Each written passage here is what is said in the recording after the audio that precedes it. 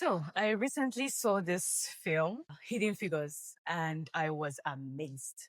A friend of mine at work recommended it to me, and I saw it, and this woman, yes, that is one character that I want to talk about today.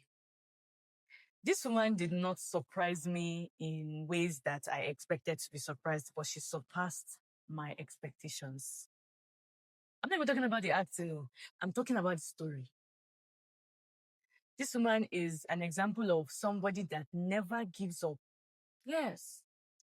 She worked in a company. What am I saying? She worked at NASA. Yes, NASA.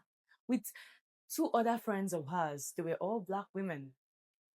And there was a lot of racism and segregation at the company. Yeah. And then they all worked in a section where they were called computers. They were a group of accountants and mathematicians and whatnot that were always doing calculations, but with paper and pen. Yeah. They were always doing calculations with paper and pen.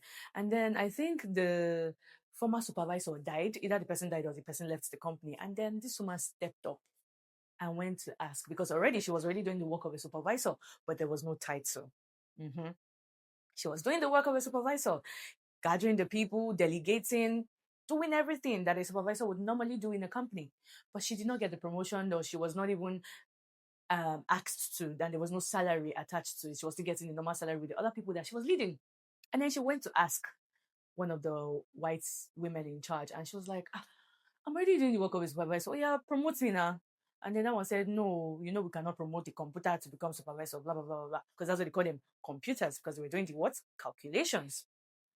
She said, okay, no one. She went again, she asked. They said, no, we cannot. Then another time reached. They needed something. And then they went to ask her that, oh, please, can you help us? And then she said, that is the job of a supervisor. So no, I won't be doing it. And then they said, you won't be doing it. No wahala, no one. She rested. Next thing, they brought a machine, IBM, that would be doing all the calculations, meaning she and her other computer friends were about to become useless to NASA. Yes, because that machine could do over 60 calculations in a second. It was marvelous. It was fantastic. And then she thought to herself, what do I do? How do I become more valuable to this company? Because now that they have a machine, they're going to sack all of us. Yes, me, my two best friends, and the other people that we work with, they're going to sack them. They're going to sack the other black women. And then she thought, what do I do? So she started sneaking into the room where the IBM was and she started learning. Yes, she started learning how to use the IBM even before the people who even bought it realized that she was using it. She was learning until one day they caught her. They're like, "What are you doing inside this room?" And she's like, "Oh, no, she's just." She just told them one lie and then she was able to escape. Then time came.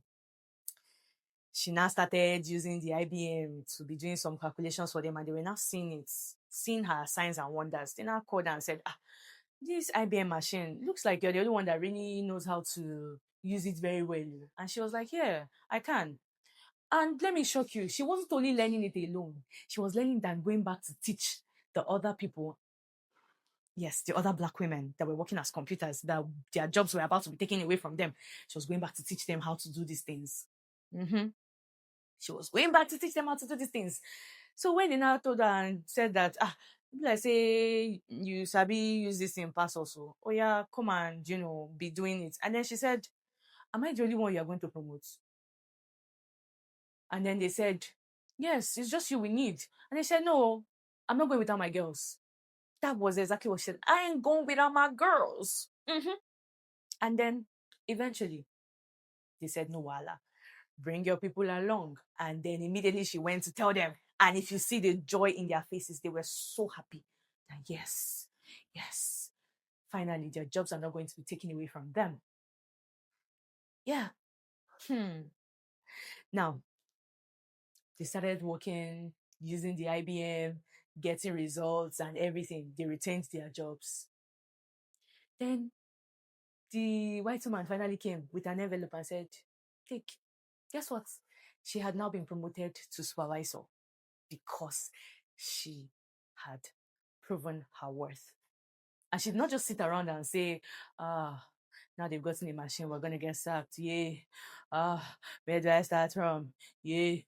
She saw an opportunity and she created an opportunity. Yeah, she saw an opportunity, but that opportunity was not even given to her. Because some of the time, or most of the time, we see opportunities, but we do not even create the opportunity for us to even get the opportunity. Because sometimes it's not just about seeing the opportunity or having an opportunity being created for you. Are you going to seize that opportunity? That movie taught me a lot, but that particular woman, she taught me a whole lot. Another thing I learned was she did not say, oh, when they said, oh, you've been promoted, you're going to be handling the IBM, she didn't say, oh, let me run and go and she did not forget the people she started with. She said, you know what, I'm going to carry my girls along. And if you don't carry them with me, I ain't going nowhere. Mm-hmm. That is the kind of friends that you should be looking out for this year. The people that say, hey, you want to bless me? I have a friend though, that also needs that blessing too. And one time I was scrolling to TikTok, it just reminded me of that TikTok video that I saw.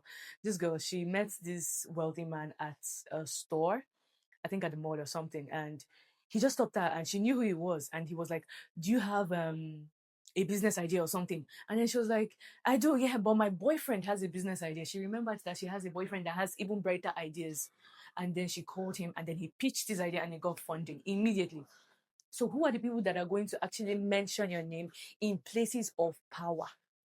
Do you have people like that in your life? Are you going to be the first person they think about when they have an opportunity that will also make room for you or make way for you? Just think about it. It's just something that movie is really amazing. Please just go and watch it. Go and watch it.